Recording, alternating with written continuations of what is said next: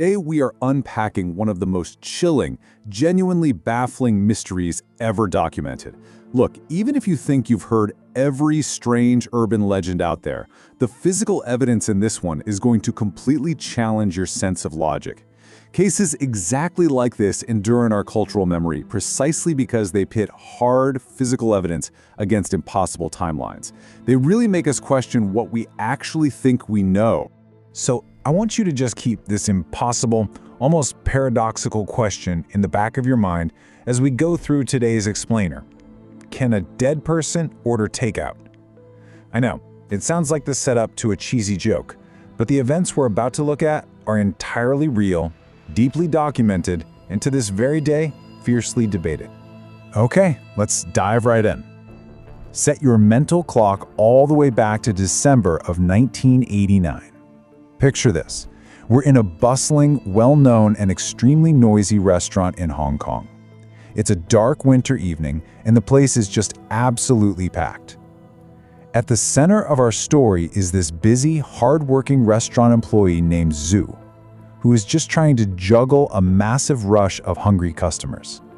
We've all had those chaotic, overwhelming days at work, right? Now, to really wrap our heads around this, we kind of have to remember the era. This was way before delivery apps or the internet. If you wanted food delivered in 1989 Hong Kong, you called a landline, the worker who picked up the phone took your order, and then that very same worker physically got on a bicycle to go deliver it to your address. It was a highly personal, hands-on transaction from start to finish. So right in the middle of all this chaos in the restaurant, the landline rings. Zhao answers it, but he immediately struggles to hear. On the other end of the line is an old woman, but her voice is incredibly slow, unusually deep, and it has this super unsettling, almost gargling quality to it. But despite the deafening noise of the kitchen, Zhao finally manages to write down her order: a few plates of rice, some soup, and some meat, all to be delivered to a local residential address. A little while later, Zhu pedals his bike out to the address. The house is pitch black. I mean, no lights on at all. He knocks, and eventually the door opens, but only a tiny crack, just wide enough for Zhu to see a single eye staring back at him from the darkness. A hand reaches out through the crack holding cash, and that same gargling voice just says, "Leave the food, take the money, get out."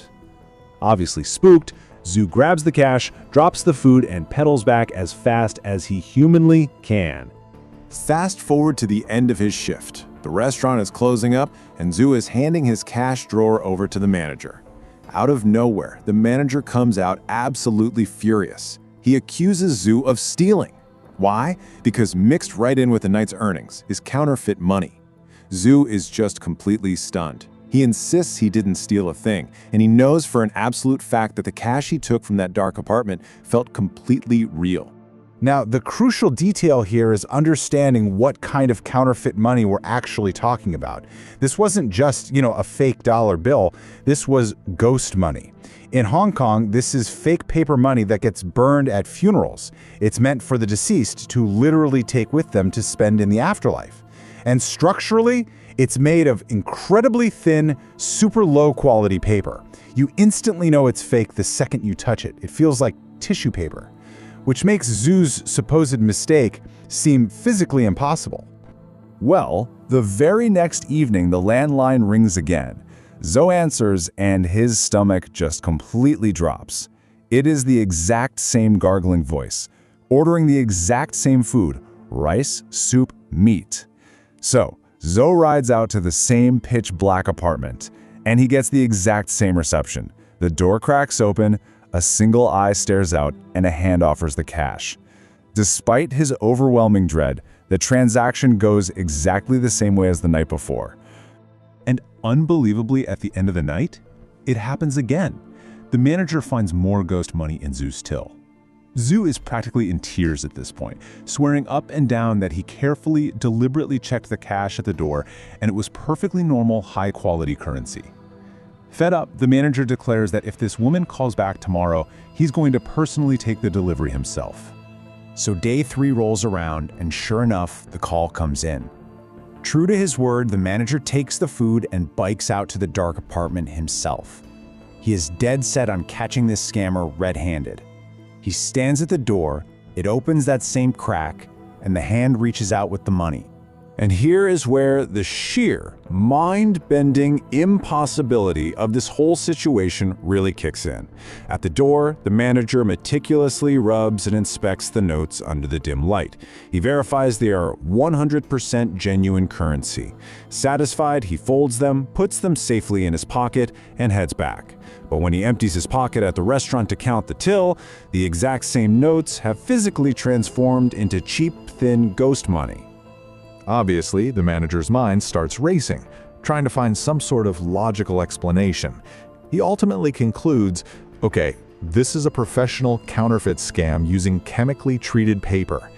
He just assumes these are master fraudsters using some crazy chemical trick that makes the paper feel real for a short amount of time before it degrades.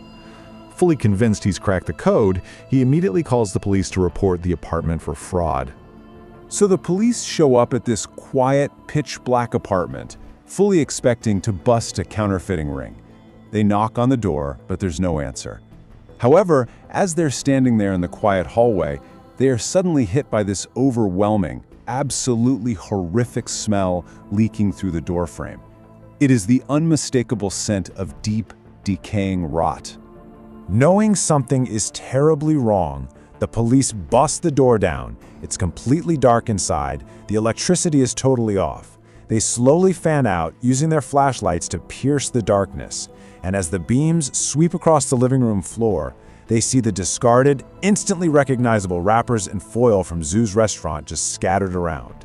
And right next to those wrappers, the flashlights illuminate the bodies of 4 men lying dead on the living room floor.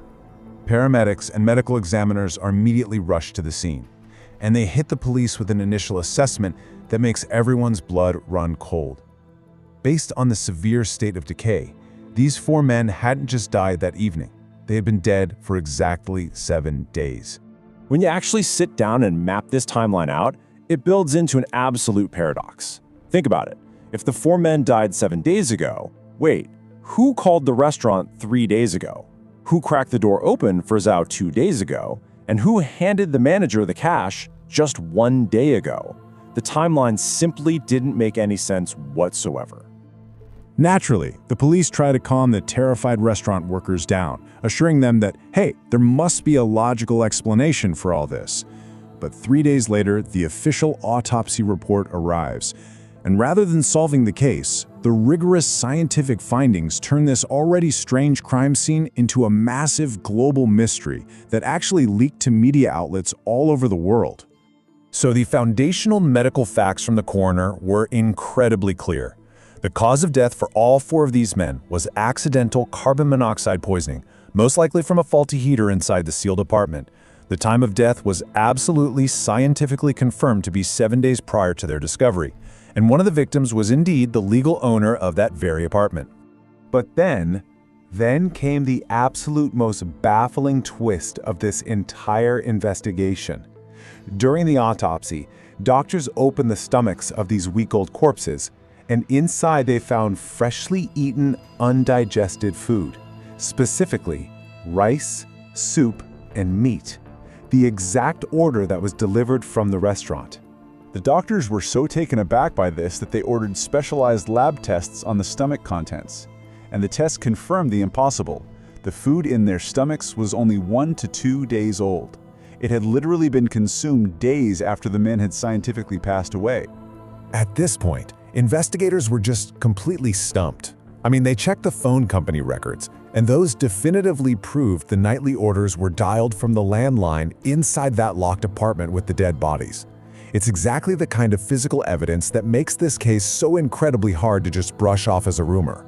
Yet, the old woman with the cracked door, the gargling voice, and the single eye, she was never identified, and absolutely no trace of her was ever found. So, faced with this literally impossible evidence, the public fiercely divided into 2 main camps. On one hand, you have skeptics arguing for Theory 1, that some bizarre undiscovered accomplice somehow orchestrated this massive, elaborate hoax, living with the bodies, ordering food, and somehow planting it in them. On the other hand, paranormal researchers argue for Theory 2, A supernatural entity ordered the food to feed the trapped spirits of the suddenly deceased. The government reportedly even suppressed further details to prevent local panic, leaving us with these two starkly different perspectives. Which brings us right back to our final lingering thought for the day. No matter which side of this you lean toward, the physical evidence remains completely baffling. I highly encourage you to go look up the Ghost Takeaway Food Hong Kong incident and really dive into the articles for yourself. Because at the end of the day, you have to ask yourself, how exactly can a corpse digest fresh food? Thanks for joining me on this explainer. I honestly cannot wait to explore our next fascinating topic.